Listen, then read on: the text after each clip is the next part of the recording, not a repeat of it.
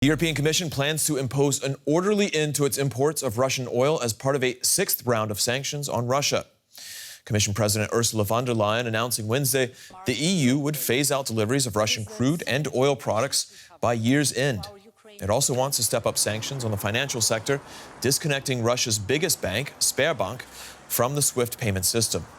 The proposed measures will need approval from all 27 member states. Hungary and Slovakia have already indicated they'll seek exemptions. Jakob Kierkegaard is a senior fellow with the German Marshall Fund. He joins me now from Brussels. Jakob, thanks for coming on to the show. A big decision today announcing this phased-in embargo. How significant is this? Well, I think it's very clear that given the time frame, we have a 6 to 8 months phase-in time. It's not going to be very significant in the short run, meaning it's not going to have, any sort of decisive battlefield impact in the months ahead. But as we look to the medium and long run, it's going to be very significant because it basically is, in my opinion, the permanent decoupling of EU energy, certainly oil, supplies from Russia. And when you add to that the sanctioning also or de-swifting of the biggest Russian bank, Sber-bank, as well as the sanctions coming against European tanker carriers and insurance businesses or services for the global transportation of Russian crude oil, you're going to have, towards the end of the year, a significant impediment on Russian global oil export. How enforceable is this kind of import ban? We've seen that, for example, with Iran, when it comes to an import ban or an export ban, it's been hard to enforce. What about ensuring that this oil doesn't somehow make it into the EU through other channels, through third parties and such? I mean, there's going to be leakage. You're going to have, two tankers meeting somewhere in the Atlantic Ocean, and you're having Russian oil pumped into a ship half filled with, oil from Libya or Saudi Arabia. You're going to have that.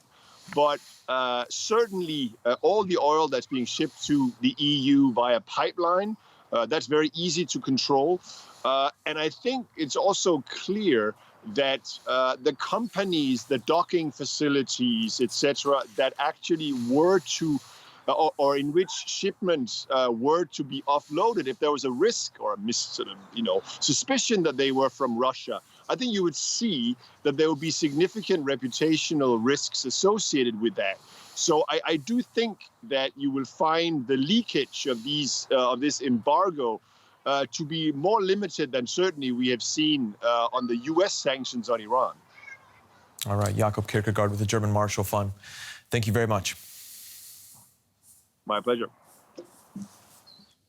Europe and Russia are also sparring over gas imports. Moscow continues to demand that European companies pay in rubles instead of the euros and dollars called for in contracts. It's cut off two countries, Bulgaria and Poland, for refusing to make ruble payments. Neighboring countries are now coming to their aid. DW's Jack Parrock visited the Bulgarian capital of Sofia and sent us this report. Most chefs will tell you they prefer to cook on gas. But here in Bulgaria, Russia has cut off gas deliveries, and local businesses like the Zaliva Garden Bistro in Sofia are worried. This will be a huge problem for us. We can't keep raising the prices for our customers forever, and we don't think we'll do that. Nobody knows what will happen in the future. The problem is the uncertainty coming from this war. They say here that the price of a bottle of gas has doubled to over 18 euros in the last year already. Russia rejected Bulgaria's dollar payment for gas at the end of April, and Moscow has also halted deliveries of gas to Poland. Here at the Ichtyman gas station, they're compressing gas to be able to send it long distances internationally to and from Greece and to North Macedonia, and indeed onto Sofia, which is about 50 kilometres away from where I'm standing. Now, while Russia has turned off the gas taps to Bulgaria, this is an important transit country, and there's still Russian gas flowing through these pipes. Bulgaria's energy minister told DW they're turning to countries like Azerbaijan, Turkey and Greece to make up their shortfall, but they won't stop the transit of Russian gas to countries that are paying Moscow in rubles. It's not only Serbia, it's also Hungary. If we take that action, what would be the difference between Bulgaria and Bulgargas and compared to Gazprom export as Russia? I don't believe that there's something more valuable than being a long-term, loyal and sustainable and reliable partner. Until now, Bulgaria relied on Russia for over 90% of its gas. Sofia says it's looking into importing liquefied natural gas arriving on ships rather than through pipelines. The National Consumer Organisation is calling for the government to support citizens. The prices are regulated, we are protected at the moment, and there is no living politician who can, raise the prices. There are many ways to subsidize those prices and this way protect the households. While the conflict rages on, Russia's war is also threatening livelihoods here, even at small businesses like the Zaliva restaurant. Let's take a look now at some of the other global business stories making headlines.